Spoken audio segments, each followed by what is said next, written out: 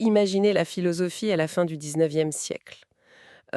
Imaginez un vieux musée un peu poussiéreux, plein de concepts bien rangés. La vérité, le bien, la raison. Des concepts immuables, éternels. Exactement. Et puis d'un coup, Charles Darwin défonce la porte. Et là, plus rien n'est stable. Tout est en mouvement. Tout évolue. Même l'être humain. Et surtout, sa pensée. Voilà. Et notre discussion aujourd'hui, qui se base notamment sur un ouvrage collectif qui s'appelle Penser l'évolution, porte sur 3 penseurs qui ont décidé de, disons, faire sauter le musée avec la dynamite de Darwin. Un trio assez inattendu, c'est vrai. Oui, l'allemand Friedrich Nietzsche, le français Henri Derson et l'américain John Dewey, À première vue, leur projet semble vraiment très différent. clairement.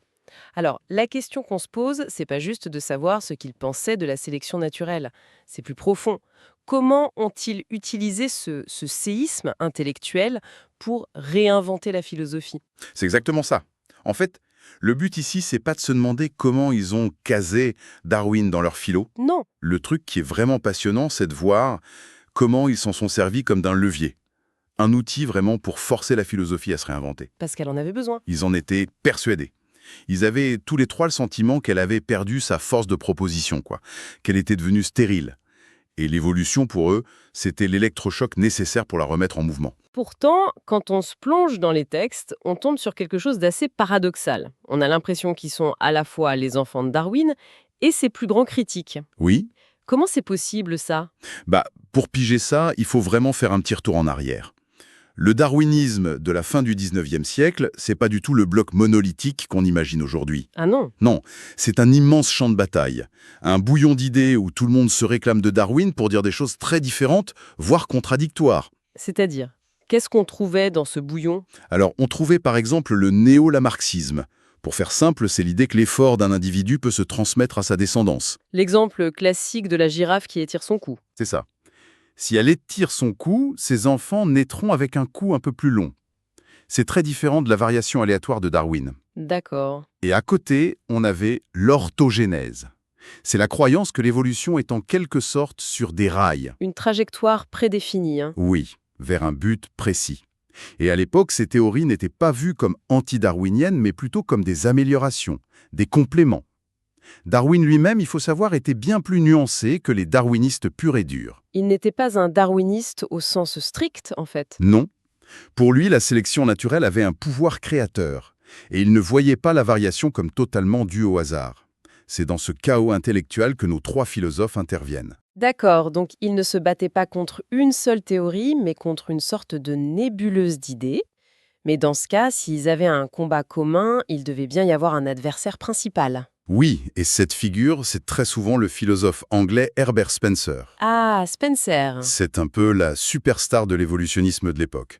Sa formule, c'est que la vie est simplement l'adaptation continuelle de relations internes à des relations externes. C'est une vision très mécanique. Très passive. La vie ne fait que réagir à son environnement. Elle s'ajuste. Point final.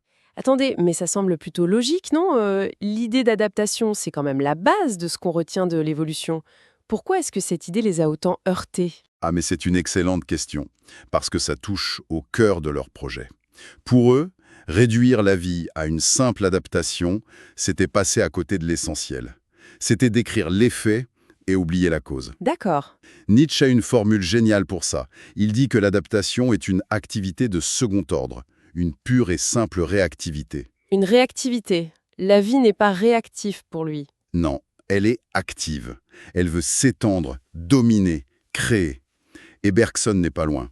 Il dit que l'adaptation, je cite, explique les sinuosités du mouvement évolutif, mais non pas les directions généraux du mouvement, encore moins le mouvement lui-même. Donc pour reprendre une image, l'adaptation, c'est ce qui explique pourquoi la rivière contourne un rocher, Voilà, mais ça n'explique pas la force du courant qui la pousse. c'est exactement ça. Leur problème, ce n'est pas le détail de la sélection naturelle, c'est cette idée que la vie ne fait que subir et réagir. Et ça ne leur allait pas du tout. Pas du tout. Et derrière Spencer, ils visaient plus haut. Ils attaquaient ce que Nietzsche a appelé l'égypsisme de la philosophie. Son égyptisme. Oui, sa fascination morbide pour les concepts figés, les vérités éternelles, comme des momies. Pour eux, l'évolution était la preuve que la réalité, c'est le changement, le devenir. Et si la réalité bouge, la philosophie ne peut plus rester immobile. D'accord. Ils avaient donc un ennemi commun, cette vision passive de la vie, et une arme commune, l'évolution. Bon, décortiquons ça. Commençons par Nietzsche. L'image qu'on a de lui, celle d'un anti-Darwin pur et dur, c'est une caricature, si je comprends bien. C'est une énorme caricature, oui. Sa critique ne visait pas Darwin le scientifique, mais le darwinisme ambiant, la version populaire, déformée qui circulait en Allemagne. Et qu'est-ce qui le dérangeait tant dans cette version? Deux choses en particulier. La première, c'est l'idée de progrès. Pour beaucoup, comme Haeckel ou Spencer, l'évolution était une belle ligne droite qui montait vers le mieux. Avec l'homme européen du 19e au sommet, j'imagine. Évidemment. Pour Nietzsche, c'était une escroquerie, une tentative de réintroduire la morale judéo-chrétienne dans la science. Pour lui, l'évolution n'a pas de but, c'est juste l'expression de la volonté de puissance. Qui peut mener au meilleur comme au pire. Exactement. À l'élévation comme à la décadence. Et la deuxième chose qu'il rejetait? La deuxième, c'est l'hypocrisie. Il visait notamment un ancien ami, Paul Rey. Ah, ça devient personnel. Oui.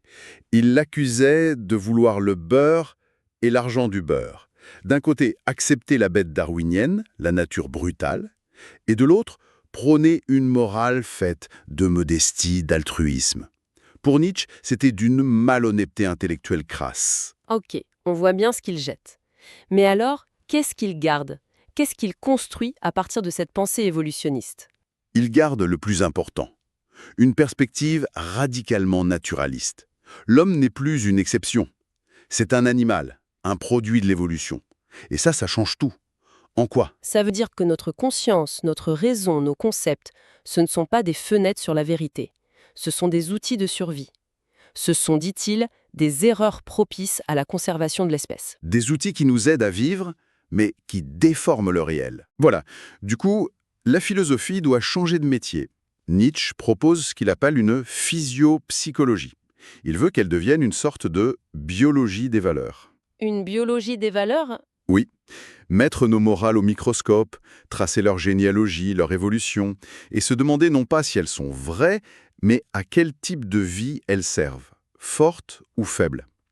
Le but final, c'est que les philosophes deviennent des Versucher, des expérimentateurs, qui osent créer de nouvelles valeurs. C'est fascinant.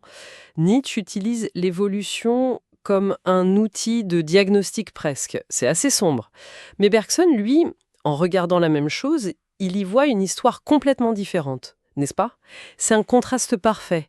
Bergson part du même constat. Notre intelligence est un produit de l'évolution. D'accord. Mais, il précise, elle a évolué pour une tâche très spécifique, l'action sur la matière solide.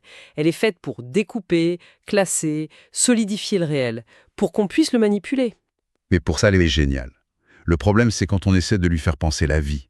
La vie, c'est un flux. L'intelligence, elle, la transforme en une série d'images fixes. Elle analyse les clichés, mais elle rate complètement le mouvement. C'est un peu comme essayer de comprendre un fleuve en analysant une seule goutte d'eau. On a la composition, mais on a perdu le courant. C'est exactement ça. Et pour saisir ce courant, cette force, Bergson propose son concept le plus célèbre, l'élan vital. L'élan vital. Il faut imaginer ça non pas comme un plan, mais comme une pression créatrice inarrêtable. C'est comme la levure dans la pâte, qui pousse la vie à gonfler dans des directions nouvelles et imprévisibles. Ce n'est pas un plan, c'est une poussée. Une poussée.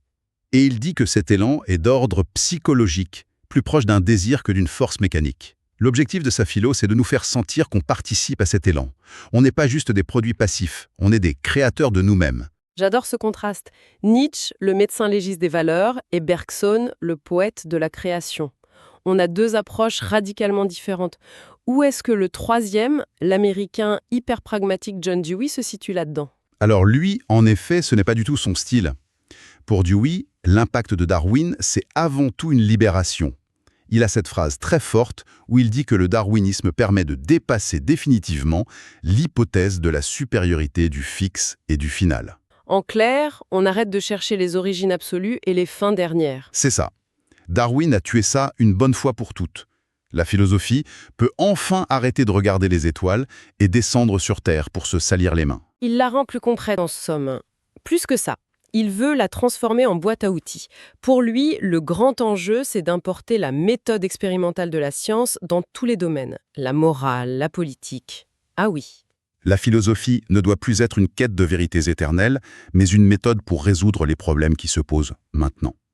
Elle devient, selon ses mots, une méthode de diagnostic et de pronostics moraux et politiques. Donc face à un conflit, le philosophe ne se demande plus qu'est-ce que la justice? Non, il se demande quelles sont les causes de ce conflit-là et quelles solutions expérimentales peut-on tester pour améliorer la situation concrètement. C'est la fin des grandes garanties et le début du bricolage intelligent. Alors, si on essaye de rassembler les pièces du puzzle, que faut-il retenir de tout ça? Ce qu'il faut retenir, c'est que pour Nietzsche, Bergson et Dewey, l'évolution, c'était pas une simple découverte biologique à ranger dans un tiroir. Non, c'était un séisme. C'était l'événement philosophique majeur de leur temps, un événement qui a rendu caduque toute la manière traditionnelle de penser. Ils ont compris que si l'homme évolue, alors sa pensée, ses valeurs, sa société doivent aussi être pensées comme des processus en cours. Pas comme des réalités figées, jamais. Ils ont utilisé Darwin pour dynamiter la vieille métaphysique et reconstruire la philosophie sur des bases entièrement nouvelles. Le devenir, la création, l'expérimentation. Et en faisant ça, ils lui ont redonné un rôle. Elle n'est plus seulement là pour commenter le monde, mais pour y participer. Tout à fait.